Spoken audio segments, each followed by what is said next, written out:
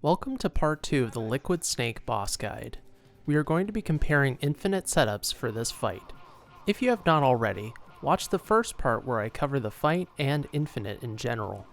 All of the infinities shown will be on easy difficulty. The difference in time between easy and higher difficulties is about 6 seconds. At the end of the video, a chart will be shown with the conversion between easy and the higher difficulties. While every attempt was made to have good examples in this video, there is some element of human execution that creates variance. Even people good at the infinite aren't perfect machines that have the fastest possible rhythm at all times. We will be going from slowest to fastest. Remember that the difference between these setups are minimal and comes down to what provides the most consistent setup for you. Additionally, whether you begin the infinite early or late can change the result of the setup, as Liquid's movement can change your position. Pay close attention to the input display to see how you move on top of Rex. Left side 1 punch. 1 tap down while moving left is all you need to initiate this setup. If done perfectly, Liquid will lock into position, but sometimes he can begin sliding. You can use a visual cue of Snake's elbow getting bent after the punch as a rough marker of when to punch again. Sure, this may be the slowest setup at 2:05:10, but infinites are about consistency. Theoretically, this can be done with doubles to become the fastest setup, but that is very inconsistent. Standard 2 throw. Where pretty much everyone starts. Throw Liquid to the left, then go below him. As he goes across, toss him again and begin the infinite. Try to minimize your turning as much as possible so you don't accidentally go over the edge and fall over.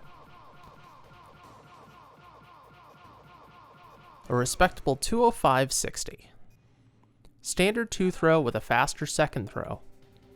This method provides a small boost over the previous setup, as you toss Liquid quickly after the first throw.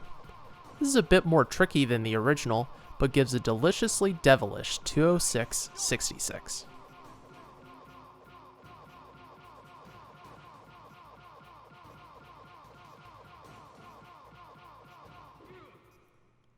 Easy Dpad 1 throw. Run towards Liquid and perform a circle, then hold down left and toss him upwards. While simple, this causes a slide, forcing a spin at the end.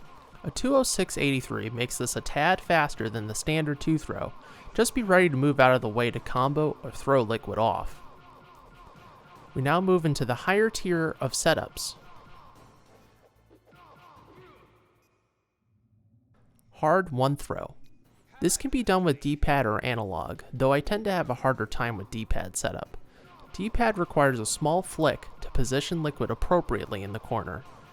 See what I mean when I say the difference is small between setups? Alternatively, you can use analog, which I find much easier. Angle yourself just below 9 o'clock on the stick to throw Liquid along the top. If you don't time the initial punch well, you will enter a backup scenario. While the backup scenario loses around a second, it still comes out faster than the lower tier setups with 2:07:13.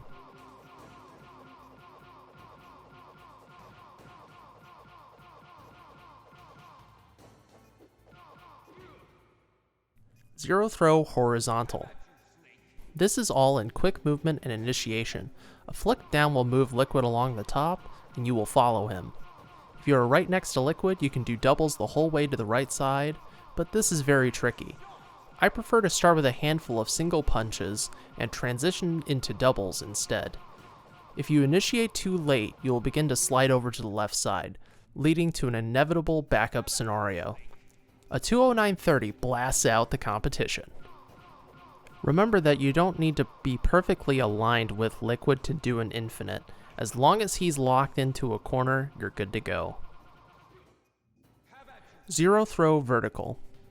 This setup I consider to be scarier than the other zero throw setup. You need to lock yourself into a good position with Liquid by the bottom shadow. If you are off, a slide is likely to start.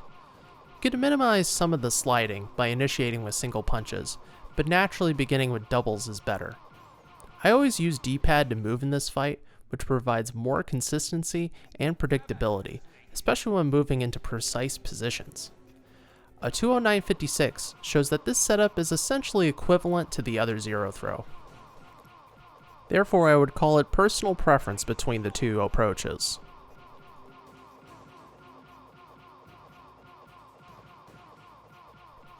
As promised, here's a chart comparing times.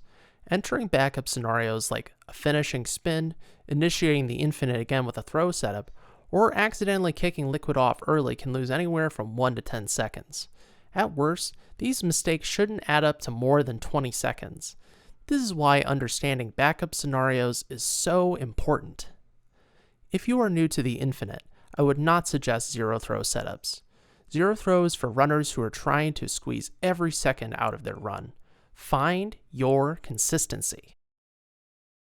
That's going to conclude part 2 of the Liquid tutorial. Thank you so much for watching. If you want to learn more about Metal Gear Solid speedrunning or other games in the series, visit metalgearspeedrunners.com.